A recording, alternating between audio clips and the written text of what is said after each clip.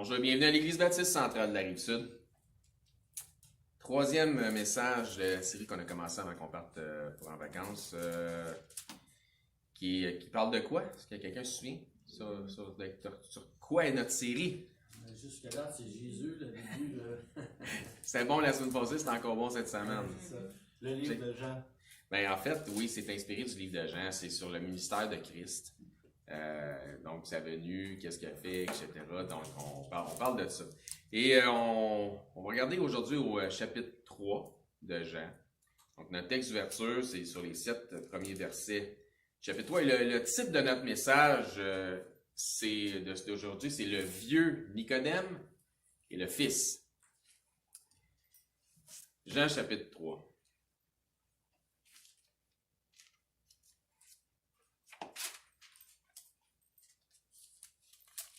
Ça nous dit là.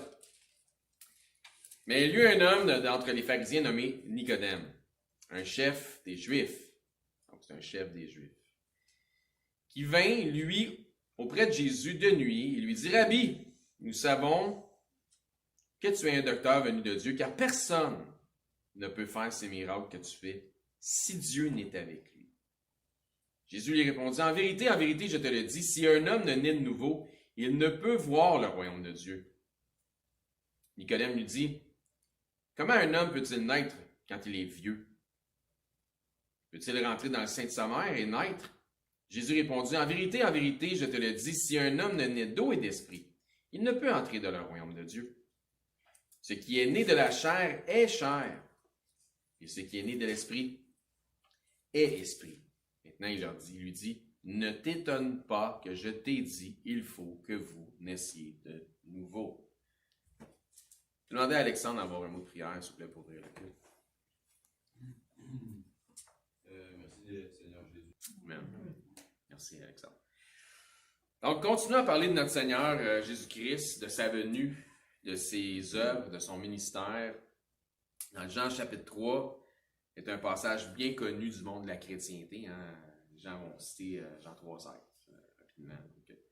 C'est un passage où Nicodème, docteur de la loi, s'entretient avec Jésus. Probablement un homme d'âge mûr, puis même peut-être très mûr, parce qu'il dit comment un homme peut-il naître quand il est vieux, donc par rapport à ce qu'il est. Lui, il se considère comme étant vieux. Donc c'est un entretien entre un homme d'âge mûr, et c'est pourquoi le titre, c'est le vieux Nicodème et le fils. Donc, l'entretien d'un homme d'âge mûr, docteur de la loi, docteur d'Israël, et un jeune rabbin d'une trentaine d'années, qui est Jésus-Christ, le Fils. La particularité, c'est que c'est l'homme d'âge mûr qui va apprendre du plus jeune. Puis, c'est pas sans nous rappeler ce que Paul dit à Timothée. Il dit à Timothée, dans 1 Timothée 4,12, il dit que personne ne méprise ta jeunesse. Puis, je vais vous dire, étrange de vie, j'ai trop souvent vu ça, tu sais, des gens, des hommes, des femmes plus âgés, malheureusement, souvent dans la chrétienté, mépriser à tort la jeunesse. Je ne suis pas d'accord avec ce phénomène-là. Avoir un mépris pour les plus jeunes, par un orgueil parce que tu es plus vieux, je ne suis pas d'accord avec ce phénomène-là. C'est pas parce que tu as plus d'âge que tu as nécessairement plus de connaissances et ou plus de sagesse que quelqu'un qui est plus jeune que toi. Pas de même que ça marche. Donc, quand je parlais d'une tranche de vie, pour te donner un exemple, un jour j'étais avec des ados avancés en âge, je te dirais peut-être début vingtaine, fin dizaine, là, 18, 17, 19, 20, dans tout ça. Il y avait 2 types qui étaient à peu près de cet âge-là. Puis j'étais moi-même soit début trentaine ou fin vingtaine. Puis on était en train de fermer une échelle télescopique. Vous savez, une échelle qui fait tong, tong, tong. Une échelle télescopique. En fait, c'est périscopique, on devrait dire. Puis on avait une petite difficulté avec l'échelle, mais on n'en était pas à nos premières difficultés avec cette échelle-là. On la connaissait, cette échelle-là. On l'avait déjà utilisée. On savait qu'il y avait un glitch à un moment donné, puis il fallait faire un fixe pour qu'elle puisse bien fermer. On connaissait le processus. Puis il arrive un monsieur d'un certain âge, qui ne travaille pas avec nous, mais qui nous connaît. Puis là, il veut nous montrer comment ça marche. Puis on lui a pourtant dit qu'on avait des situations en main. Puis on n'avait pas besoin de son aide. Puis lui, il est en habit, puis nous autres, on est en jean tout dégueulasse parce qu'on travaille, puis il y a de la boue, puis il y a toutes sortes de trucs, ce qu'on est. Tu sais, il reste à distance, mais en vérité, il voulait nous imposer un petit peu sa sagesse et sa connaissance. Puis on l'a senti, c'était un mépris de notre jeunesse. Tassez-vous ça, tassez-vous de là, les jeunes vont vous montrer comment ça marche. OK? Donc, comme si jeune était synonyme d'ignorance. On lui avait pourtant dit de ne pas s'en mêler. Mais il est embarqué par-dessus nous autres pendant qu'on fermait l'échelle, pendant qu'on était les mains pognées après l'échelle, puis il est venu mettre sa main là-dedans pendant que là, on a réussi à fixer le glitch. Puis ça a fait cling, cling, bang sur son petit doigt. Le bout du petit doigt. J'ai encore la vision du petit doigt écrasé. Puis, il s'est mis à crier, bien évidemment. Puis, au lieu d'attendre qu'on fasse sortir un peu, il a tiré. Puis, hein? Non. On pensait que le bout était resté là, que c'était épouvantable. Il a tellement eu mal. Puis lui, il approchait à la retraite, imagine-toi. Tu sais, l'écart d'âge était évident. On pensait qu'il était pour en faire une crise cardiaque tellement qu'il souffrait. Comme quoi, des fois, l'ego, ça fait mal.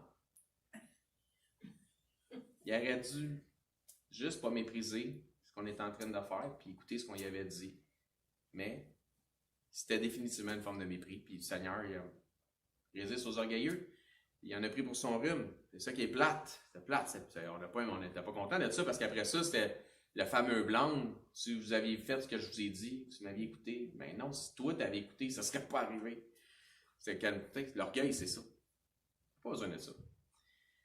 Pas besoin de ça. Donc, laisse personne mépriser ta jeunesse, que Paul dit à Timothée. Puis, Jésus n'a pas laissé Nicodème le mépriser par son âge, sa connaissance par rapport au fait que lui est un jeune enseignant. Donc, comme pour moi, puis Alexandre, par exemple, qui a fait prière ce matin, on a une bonne différence d'âge, hein, Alex? Mais je n'irai pas te montrer comment poser des briques. Je pense que pour le contraire pourrait être vrai, par exemple. Je te demanderais pas d'aller vendre des... C'est ça. En même temps, on ne pas comment vendre. C'est ça. Mais c'est bon, Alex, c'est bon. Non, mais c'est ça. Il n'y a pas question que personne méprise la jeunesse de quelqu'un d'autre comme étant parce que tu as une différence d'âge, tu es meilleur. Ça peut aussi être vrai dans ça, c'est les aspects physiques, les aspects séculiers. Mais ça peut être vrai aussi dans les aspects spirituels. Habituellement, les cheveux gris devraient être un indicateur de maturité, mais de nos jours, il n'y a rien de moins certain. L'immaturité émotionnelle est à son apogée dans ce monde présentement. Hein, aujourd'hui, on joue à qui offense qui. Puis, je t'ai offensé que tu m'aies dit ça. Moi, je t'ai offensé que tu sois offensé parce que je t'ai dit ça. Ça finit plus, ce jeu-là. Donc, c'est qui offense le plus? Qui est le plus offensé pour devenir plus victime pour que l'autre soit plus coupable? On est rendu là socialement. Donc, on n'est plus capable d'avoir une discussion parce que la discussion s'arrête où la personne a dit « ça m'offense, qu'est-ce que tu dis? » Non, mais on ne peut pas discuter. Donc, c'est ça. Mais, non seulement dans ce monde, puis on le voit dans ce monde, tout le monde est offensé de son pronom, de son genre, de son ci, de son ça, de sa conviction, de sa façon de penser. Si tu ne penses pas comme moi, tu m'offenses. Non seulement dans ce monde, mais parmi les chrétiens. Donc, ce qui fait que les chrétiens sont maintenant, à l'image de ce monde, sont facilement offensables. Tout le monde s'offense pour tout, puis rien. Tu n'es pas capable d'avoir un peu comme Dominique qui parlait, il reprend des gens qui sont incapables d'accepter ce qui est écrit noir sur blanc dans les Écritures. J'ai vu le même phénomène, parce que les gens s'offensent immédiatement. Tu es incapable d'avoir une discussion saine avec ces gens-là. On dirait que chez la plupart des gens, peu importe l'âge, leur gestion émotive s'est arrêtée avec l'adolescence. Ça n'a pas dépassé ça. Donc, il y a deux options. Soit par la maturité, tu contrôles tes émotions. On peut tout avoir des glitches, on peut tout avoir, mettons, un excès de stress, à un moment donné, quelque chose qui se passe, ça, c'est compréhensible. On est tous faibles et faillibles. Mais soit que peu importe l'âge, tu réussis à contrôler tes émotions, ou puis tu as une bonne gestion émotive, ou soit que c'est tes émotions qui te contrôlent. C'est un ou c'est l'autre. Pour ce qui est du mépris de la jeunesse, celui qui vous parle présentement approche la cinquantaine. Donc, mais si je vous disais les mêmes choses, mais ayant 20 ans, ayant 30 ans de moins, j'espère que le message passerait aussi bien. J'espère que ça ne changerait rien. Un peu comme quand Alexandre nous a amené la parole, j'ai été vraiment édifié de voir comment l'Assemblée a réagi, parce que tout le monde, peu importe l'âge, était vraiment content de ce que le message qui nous avait été apporté, malgré son jeune âge. Ça a été une réaction qui m'a fait chaud au cœur. Donc, on voit Nicodème qui vient parler au jeune Jésus. Il lui dit au verset 2, « Rabbi, nous savons que tu es un docteur venu de Dieu, car personne ne peut faire ces miracles que tu fais si Dieu n'est avec lui. » Il lui démontre une certaine considération en s'adressant à lui, l'appelant Rabbi, en reconnaissant son statut d'enseignant, en disant « Docteur, on sait que tu es un docteur venu de Dieu. » Le fait que Jésus enseigne, ou le fait que Jésus enseignait, n'avait jamais dérangé personne. Il faut comprendre que Jésus n'est pas apparu à 30 ans, pouf, puis là, il s'est mis à enseigner. Il y avait un Jésus avant le Jésus de celui qui avait 30 ans, qui a commencé son ministère, dans Luc chapitre 2. Jésus enseignait probablement déjà à 29, 28, 27 ans, etc. À 12 ans, Jésus était dans le temple en train de s'occuper de ce qu'il a dit étant la business ou les affaires de son père. Dans Luc 2, 46, ça nous dit là, au bout de 3 jours, ses parents le trouvèrent dans le temple, assis au milieu des docteurs, les écoutant et les interrogeant. Il écoute les enseignants, les docteurs, un peu comme les Nicodèmes de cette époque-là. Il les écoute, il les interroge. Tous ceux qui l'entendaient, il fait frapper de son intelligence et de ses réponses. C'est lui qui les questionne, c'est lui qui les interroge, mais c'est lui qui donne les réponses. Il y a 12 ans, à ce moment-là.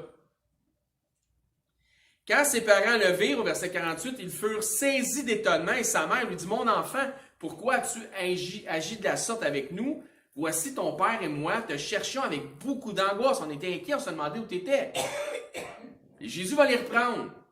Il leur dit, « Pourquoi me cherchiez-vous? Ne savez-vous pas qu'il faut que je m'occupe de la business, des affaires de mon père? » Une autre façon de leur dire, « Ma place est ici, puis c'est ici que vous auriez dû chercher en premier. » Mais ils ne comprirent pas ce qu'il leur disait. Puis il descendit avec eux pour aller à Nazareth et il leur était soumis. Sa mère gardait toutes ces choses en son cœur. Le dernier verset est extrêmement intéressant. Et Jésus croissait en sagesse, en stature, en grâce devant Dieu et devant les hommes. Donc il y a eu un Jésus avant le Jésus de 30 ans qui grandissait en sagesse, en stature devant Dieu et devant les hommes. Les gens le voyaient faire, les gens l'observaient tout. Il y a eu un Jésus avant le Jésus qui a été baptisé. Il y a eu un Jésus avant le Jésus qui a été tenté dans le désert. Il y a eu un Jésus avant le premier miracle à Cana. Puis si je comprends bien les Écritures, je comprends que Jésus avait déjà ce statut de rabbi avant même son baptême. Il était déjà prédicateur dans la synagogue à Nazareth. Ça nous dit dans Luc chapitre 4 que les gens étaient frappés de sa doctrine parce qu'il prêchait avec autorité. Puis que les premiers disciples de Jean, qui ont suivi Jean-Baptiste, qui ont suivi Jésus, l'ont immédiatement appelé rabbi. Donc il y avait déjà une reconnaissance qui était là probablement, donc qui veut dire maître ou enseignant. Donc on peut comprendre par discernement que Jésus avait déjà une certaine réputation, peut-être comme étant un prêcheur, puis probablement comme étant un prêcheur marginal. Il allait certainement pas dans le même sens théologique que l'élite religieuse de son temps. Jésus avait donc une certaine réputation comme étant un prêcheur avant de commencer son ministère à 30 ans. Comme je disais, ça n'a jamais été un problème que Jésus prêche ou que Jésus enseigne principalement en périphérie de Nazareth. Ça devenait plus problématique quand il s'en vient en périphérie de Jérusalem. Jésus n'était pas une grande menace, soit pour l'élite religieuse de l'époque, ou même s'il était marginal dans ses dans ses prédications. Nicodème lui dit, « Rabbi, nous savons que tu es un docteur venu de Dieu, car personne ne peut faire ces miracles que tu fais, si Dieu n'est avec lui. » On sait que tu es de Dieu à cause des miracles, parce que Dieu est avec toi, puis la preuve que Dieu est avec toi, c'est les miracles que tu fais, pas ce que tu dis, pas ce que tu prêches. Donc, il lui dit, « Nous savons, voulant dire, moi et les autres de mon clan, moi et ma gang, la fameuse élite religieuse, ils savent que Jésus a un accompagnement divin avec lui, que Dieu est avec lui. Comment le savent-ils? Les miracles. Les miracles sont la preuve. Puis vous allez voir tout au long de l'étude, ils s'en foutent bien raide de ça, eux autres. C'est pas important pour eux autres que Dieu soit avec lui, qu'il fasse des miracles. Ce qui est important, c'est leur religion. Donc, ce qui nous donne un indice, c'est que Dieu est en dehors de la religion du pharisianisme, ou en dehors du judaïsme même. Donc, ce qui compte, c'est ce que les hommes disent, ce que les hommes font, puis le paraître des hommes. C'est ce que Jésus leur reproche tout le long. Donc, ce qui les dérangeait, c'était pas ce que Jésus disait ou ce que Jésus prêchait, mais ce qui les dérangeait, c'était les miracles que Jésus accomplissait. Puis c'est même un des miracles, vous allez voir à travers l'étude, c'est un miracle qu'a fait Jésus qui était plus grandiose que les autres, qui ont vraiment fait la goutte qui a fait déborder le vase pour eux autres, qui ont dit qu'il faut se débarrasser de cet homme-là, il va devenir dangereux pour nous autres. Pour ce qu'on fait, pour le travail qu'on fait. Donc, les miracles de Christ étaient une menace pour l'élite religieuse. Puis c'est un méchant gros paradoxe. Je sais, même je l'exprime, ça a l'air paradoxal. Ils savent que la puissance des miracles de Jésus vient de Dieu. Car ils n'ont pas d'autre explication pour expliquer tout le surnaturel que Jésus fait. Le paradoxe, c'est qu'ils savent, mais malgré qu'ils voient l'homme qui agit avec la puissance de Dieu, qui est Jésus, ils le voient comme une menace, malgré Dieu dans ses œuvres. C'est ça qui est paradoxal, parce qu'ils se disent de Dieu. Ils reconnaissent Dieu à travers les œuvres, mais ils voient l'homme comme une menace. Particulier. Puis ça, c'est le principe des religieux. Parce que souvent, il y en a qui disent « Ah, la religion, hein, c'est pas bon, la religion, ça fait juste des problèmes, la religion. » C'est vrai. La relation, absolument, ça n'engendre pas de problème, ça améliore tout. Mais la religion, c'est une quête de pouvoir. Ça nous dit que la racine de tout ce qui est mal, c'est l'amour de l'argent. L'argent, ça donne quoi? Ça donne des options. Pas de problème, l'argent. C'est qu'est-ce que tu fais avec, comment tu as fait, comment tu veux la faire, qu'est-ce que tu veux faire, c'est quoi ton dessein. Mais en fait, la racine de tout ce qui est mal, c'est le désir d'un gain personnel, c'est le désir du pouvoir. C'est le pouvoir, c'est la quête du pouvoir. C'est tout le temps ça sans cesse. Puis l'argent est un statut, peut être un synonyme ou un indice ou un statut qui va offrir un statut puis un certain pouvoir. C'est pas pour rien que les États-Unis, c'est une superpuissance parce qu'ils sont riches. L'argent qui a pu permettre ça. Donc, on continue, ça c'est une parenthèse. Jésus pouvait dire ce qu'il voulait sans les miracles, mais avec les miracles, le fait qu'il traite en plus qu'il fait des miracles, qu'il traite d'hypocrite, puis qu'il ne va pas dans leur même sens, ça fait de l'ombre à leur statut religieux, à leur pouvoir. Voyez-vous? Parce que si eux pouvaient se rendre compte, eux autres, hein, dans leur religion, dans leur connaissance, de l'évidence de la puissance de Dieu dans les miracles de Jésus, c'était pour eux juste une question de temps avant que le peuple s'en rende compte, aussi stupide que pour eux autres qui étaient le peuple. Pas que le peuple était stupide, mais eux autres se pensaient supérieurs en intelligence. Donc, ils voyaient le peuple comme étant des stupides. Ils méprisaient le peuple. Puis on le voit, on va le voir. Donc, c'était une question de temps avant que le peuple s'en rende compte aussi que Dieu était avec Jésus, puis que le peuple commence à suivre Jésus, puis à délaisser les religieux ou le système religieux. Hein, souvenez-vous, hein, le peuple, quand ils ont crié Hosanna, au fils de David qui venait, comme le roi. Donc, un coup que Jésus est accepté par le peuple comme étant un prophète à cause de ses miracles, à ce moment-là, c'était juste une question de temps avant que l'élite religieuse soit complètement détrônée. Puis c'est de ça qu'ils ont peur. La pire chose qui aurait pu arriver pour l'ensemble du Sanhédrin est que Jésus ait été accepté par le peuple comme étant le Messie. Déjà qu'il était descendant de David, qu'il était un excellent prédicateur, mais en plus, il accomplissait des miracles. Il avait pas mal les allures du Messie. Une bonne raison pour ça, c'était le Messie. Si Jésus avait accompli des miracles, mais tout en allant dans ses préoccupations, dans le même sens que l'ensemble des idéologies du Sanhédrin, c'est eux qui auraient cru en lui. L'élite religieuse de l'époque attendait un Messie. Mais non pas un Messie qui allait leur dire puis leur démontrer qu'il était dans les ténèbres. Ça, ils ne voulaient pas de ça. Ils voulaient un Messie qui allait dans le même sens qu'eux autres. C'est un petit peu la discussion, on ne voit pas, mais quand on lit entre les lignes, c'est un peu la discussion que Nicodème avec Jésus, il essaie de comprendre.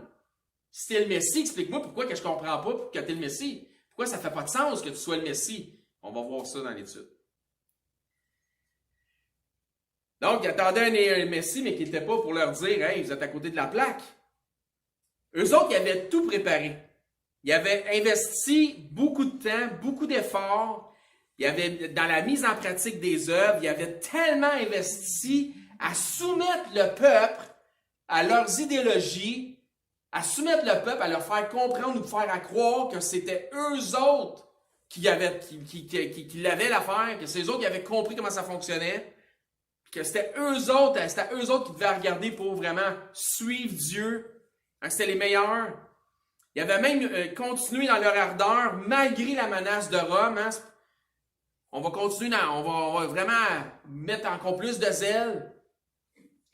Rome faisait de l'ombre déjà à leur développement, puisque s'ils étaient si bons comme système religieux, dans leur fameuse œuvre qui devait plaire à Dieu, envers le divin, ben, la question c'était comment se fait-il que Dieu permette la pression de Rome sur Israël, sur la grande ville sainte, sur Jérusalem, si vous êtes si bons, si corrects?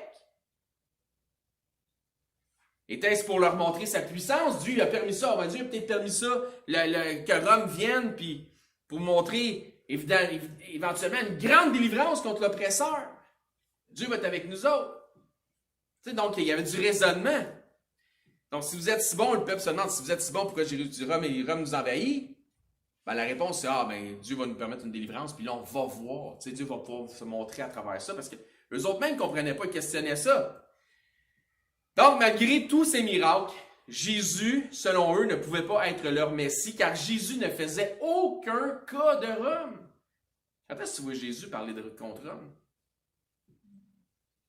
Ça n'arrive pas. Il parle contre Hérode, par exemple.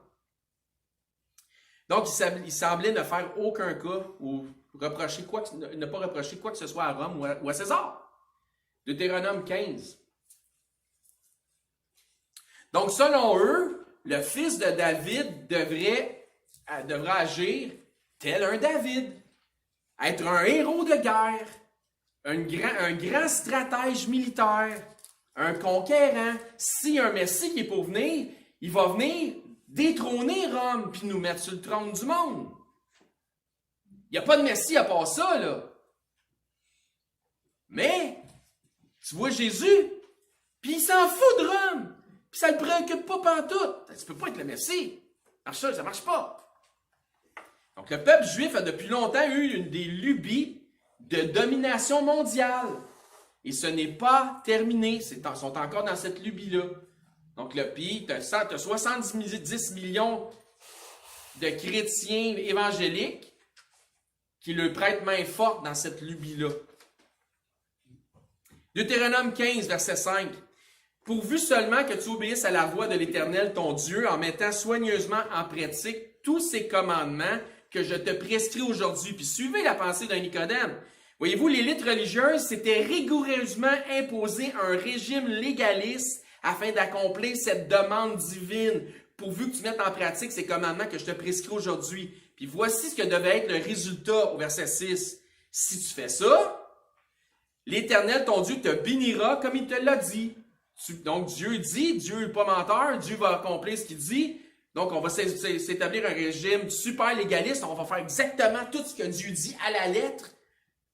L'Éternel Dieu te bénira comme il te l'a dit. Tu prêteras à beaucoup de nations et tu n'emprunteras point. On va dominer financièrement le monde. Tu domineras sur beaucoup de nations et elles ne domineront point sur toi. Mais comment ça que Rome domine sur nous autres? On fait tout ce que Dieu demande. Donc, c'est comment ça se pouvait que Rome domine sur eux, puis qu'ils soient eux tributaires de Rome. Selon eux, ils avaient fait leur part depuis des années. Mais Dieu n'avait pas tenu sa promesse. Donc, ils attendaient la réponse de la promesse de Dieu parce qu'ils faisaient ce que Dieu demandait dans leur lubie eux autres. Sauf si Dieu nous envoie un Messie, le fameux Messie tant entendu, qui nous délivrera de cet oppresseur. Mais l'oppresseur, c'est pas Rome. L'oppresseur, c'est le péché. L'oppresseur, c'est l'orgueil. L'oppresseur, c'est le désir du pouvoir par la religion. L'orgueil, l'ego. Ça, c'est l'oppresseur. Il était cru que le fils de David, loin, l'élu de Dieu, prendrait le pouvoir sur les nations. Pourquoi j'ai fait lire le psaume 2 à notre frère? Parce que le psaume 2 est un psaume messianique qui parle de la venue du Fils et qui donne l'espoir d'un Messie, d'un conquérant. On peut retourner le voir, mais on va le passer au complet. Sinon, on vient de le lire, là. C'est encore frais à votre esprit, je suis convaincu. Donc, lisons-le au complet et mettons-nous dans la peau d'un Nicodème vis-à-vis ses attentes concernant un Messie. Nicodème, il attend un Messie, mais Jésus, selon lui, selon ses connaissances théologiques, ne répond pas au Messie qu'il attend. Parce qu'il n'y a pas de discernement spirituel. C'est pour ça qu'il ne répond pas à ses attentes. Pourquoi ce tumulte parmi les nations, ces vaines pensées parmi les peuples? Pourquoi les rois de la terre se soulèvent-ils et les princes se liguent-ils avec eux contre l'Éternel et contre son oint? Donc, le Messie. Brisons leurs liens, délivrons-nous de leurs chaînes. Celui qui siège dans les cieux rit. Le Seigneur se moque d'eux. Puis il leur parle dans sa colère et les épouvante dans sa fureur. C'est moi qui ai oint mon roi sur Sion, sur ma montagne sainte. Je publierai le décret, l'Éternel m'a dit, tu es mon fils. Puis vous allez voir, la conversation entre Jésus et Nicodème tourne autour du fils. Tu es mon fils, je t'ai engendré aujourd'hui. Demande-moi, je te donnerai les nations pour héritage. Rome, tu me le demandes, je tasse ça. Les extrémités de la terre pour possession. Donc Israël, vous allez posséder tout le monde. Tu les briseras avec une verge de fer, tu les briseras comme un vase de potier. Donc, selon les religieux de l'époque de Christ, le Messie serait un dominateur incontestable, et ce, internationalement. Ils ne sont pas supposés être à merci de personne. Verset 10. Et maintenant, roi, conduisez-vous avec sagesse, juge de la terre, recevez l'instruction, servez l'Éternel avec crainte, et réjouissez-vous avec tremblement. Embrassez le Fils de peur qu'il ne s'irrite. Embrassez le Fils de peur qu'il ne s'irrite. Ou baisez le Fils de peur qu'il ne s'irrite. Et que vous ne périssiez dans votre voie, car sa colère est prompte à s'enflammer. Heureux tous ceux qui se confient en lui. Donc le psaume parle de loin du Fils, etc. C'est un psaume qui est messianique. Si Jésus était le Christ, comment se fait-il qu'il n'était pas en colère contre Rome? Comment ça qu'il avait l'air d'en faire aucun cas de Rome? Comprenez-vous mieux maintenant la vision et la perspective d'un vieux Nicodème qui va voir Jésus? Puis je comprends que tu fais plein de miracles, mais je ne comprends pas que tu sois le Messie. Ça ne marche pas. Dieu est avec toi, tu fais des miracles, mais tu ne peux pas vraiment être le Messie. Dis-moi que ce n'est pas toi, parce que ça ne se peut pas. Parce que tu ne parles pas contre Rome. Tu n'amènes pas une rébellion contre Rome. Tu n'as pas l'air d'un guerrier. Tu n'as pas l'air d'un David, d'un conquérant. Tu n'as pas l'air d'un stratège militaire. Quelque chose qui ne marche pas. Puis la pensée de Nicodème, si on se projette un peu dans sa tête, c'est on fait tout de correct. Même d'une manière exagérée. Ce que Dieu nous demande de faire, on le fait. On va même jusqu'à calculer la dîme de la menthe, de la nette, du cumin, des brindilles qui vont sécher. On calcule même la dîme de ça. On est extrémiste pour être sûr de faire tout ce que Dieu dit. Nous devrions être les maîtres du monde parce qu'on fait ce que Dieu dit, c'est ce qu'il nous dit dans Deutéronome. Mais à la place, on est sous l'oppression par les maîtres de ce monde, ce qui est Rome. On devrait régner financièrement, mais c'est Rome qui règne sur nous autres, puis on doit leur payer le tribut, puis les taxes, puis les impôts. Comment est-ce que c'est possible qu'un nommé Jésus, ayant une connaissance doctrinale approfondie de toute évidence, quand il cite les Écritures, il sait de quoi il parle? À 12 ans, il les impressionnait, faisant des miracles. Qui prêche, ce gars-là, il connaît les Écritures, il fait des miracles, mais il prêche dans le sens inverse de ce que nous autres, on enseigne. Puis il met en évidence toutes nos erreurs théologiques, puis il parle dans le sens contraire de tout ce qu'on essaie de faire de correct. Comment ce type qui n'en a visiblement rien à faire de cette oppression de Rome pourrait-il être le Messie? Prenez-vous un peu comment il pense? Donc Nicodème se pose sérieusement, légitimement des questions. C'est correct qu'il se pose des questions. Il a fait la bonne chose. Il est allé demander à Jésus. Des fois, on se pose des questions, puis on parle pas, on ne pose pas de questions, mais on s'en pose, mais on ne va pas au-devant. Donc, il vient de nuit vers celui qui est la lumière, qui est Jésus, pour avoir des réponses à ces questions. Bonne chose à faire. Super bonne initiative. Il y a trop de choses qui ne fonctionnent pas pour Nicodème. Nicodème est incapable de mettre les pièces du casse-tête ensemble. Ça ne marche pas. Ça se passe donc plus ou moins 40 ans avant le siège de Rome qui se terminera éventuellement par la destruction du temple. Donc ça nous parle dans Matthieu 24, dans l'Apocalypse. Nicodème vient poser des questions à Jésus. Il vient avec son propre savoir, ses propres connaissances de théologien. Du savoir, il y en a jusqu'au point d'en être orgueilleux. Ce qu'on appelle l'orgueil de la connaissance. Mais Jésus va le remettre à sa place en faisant appel à ses connaissances, en lui faisant prendre conscience ou se rendre compte que dans le fond, il est plutôt ignore. Tu penses que tu sais bien les affaires, Nicodème, mais tu es ignorant. Tu es ignorant des choses spirituelles. Il va lui démontrer comment il devrait faire les maths, justement, comment mettre les pièces du puzzle ensemble en vertu des connaissances qu'il a déjà. Il dit, tu sais déjà les choses, mais tu n'es pas capable de les voir avec une vision spirituelle. Mais Nicodème est conditionné, un peu comme dans la prière que je faisais ce matin, après l'étude de notre frère, il est conditionné à penser par un système religieux selon un dogme déjà préétabli. On lui a dit, Nicodème, depuis que tu es un enfant, pense de même, c'est de même, il faut que tu penses. Puis lui, il n'est pas capable de sortir la tête de la boîte pour penser autrement. Il va lui dire, Nicodème, tu es connaissant, mais tu ne comprends pas le côté spirituel des choses. Tu ne comprends pas que je suis la lumière et que toi, tout ce que tu connais, toi, ce sont que des ombres. Mais je suis la lumière qui permet les ombres. Puis là, tu regardes les ombres qui sont projetées. Il est temps que tu te retournes, tu me regardes moi. Regarde à moi. Donc, reprenons nos passages d'ouverture. Chapitre quoi de Jean? 3. Verset 1. Il y eut un homme d'entre les pharisiens nommé Nicodème, un chef des Juifs. Tout le monde comprend bien le statut Nicodème, n'est-ce pas? Chef des Juifs? Parfait. Ça revient ça plus tard. Qui vient de lui auprès de Jésus de nuit, lui dit, Rabbi, nous savons que tu es un docteur venu de Dieu, car personne ne peut faire ces miracles que tu fais si Dieu n'est avec lui. Donc, je crois que Nicodème venait implorer Jésus pour essayer de sauver Jésus contre les griffes de l'élite religieuse. Il savait que si Jésus continuait à faire ce qu'il faisait, l'élite religieuse était pour y en vouloir, puis il allait vouloir sa tête. Donc, il vient, si vous voulez, avertir Jésus, pour essayer de sauver Jésus. Mais c'est Jésus qui va lui offrir le salut.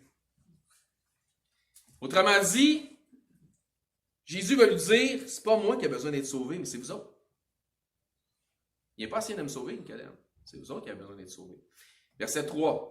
Jésus lui répondit, en vérité, je te le dis, si un homme n'est né de nouveau, il ne peut voir le royaume de Dieu.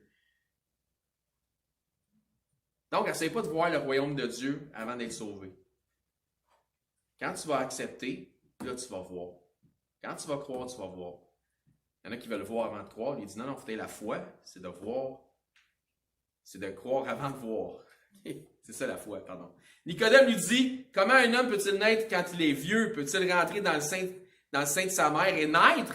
Ou renaître, si on veut. Jésus lui répondit, en vérité, je te le dis, si un homme n'est né d'eau et d'esprit, il ne peut rentrer dans le royaume de Dieu. Ce qui est né, lui pense qu'il fait partie de ça, du royaume. Ce qui est né de la chair est chair, ce qui est né de l'esprit est esprit. Ne t'étonne pas que je t'ai dit, il faut que vous naissiez de nouveau. Le vent souffle. Remarquez bien, là. Il dit au verset 3, si tu n'es pas nouveau, tu ne peux voir le royaume de Dieu. Regardez bien le parallèle que Jésus est capable de faire ici. Le vent souffle où il veut et tu en entends le bruit. Est-ce que tu vois le vent? Est-ce que tu vois le vent? Non, je ne vois pas le vent, mais tu y crois. Ah ouais, mais tu ne le vois pas. Ok, on continue. Le vent souffle où il veut et tu en entends le bruit. Donc, la foi vient de ce qu'on n'entend, pas de ce qu'on voit. Il dit, le vent souffle et tu en entends le bruit, mais tu ne sais d'où il vient ni où il va. Tu le vois pas partir puis tu le vois pas s'en aller. Tu fais juste comprendre son effet. Il en est ainsi de tout homme qui est né de l'esprit. Nicodème lui dit, comment cela peut-il se faire? Jésus lui répondit, hein? Tu es docteur d'Israël et tu ne sais pas ces choses. En réalité, je crois que Jésus ici fait carrément appel à ses connaissances ou à son ignorance parce qu'il lui dit, tu ne sais pas ces choses. Puis je sais qu'il y a plusieurs différents dans ma position sur le sujet concernant ce que Jésus dit ici concernant naître d'eau et d'esprit. Puis pour le vrai, c'est tellement secondaire, fait qu'on ne passera pas de temps là-dessus. Mais ensuite, il parle de vent qui souffle. Puis voici ce à quoi je crois que Jésus fait référence.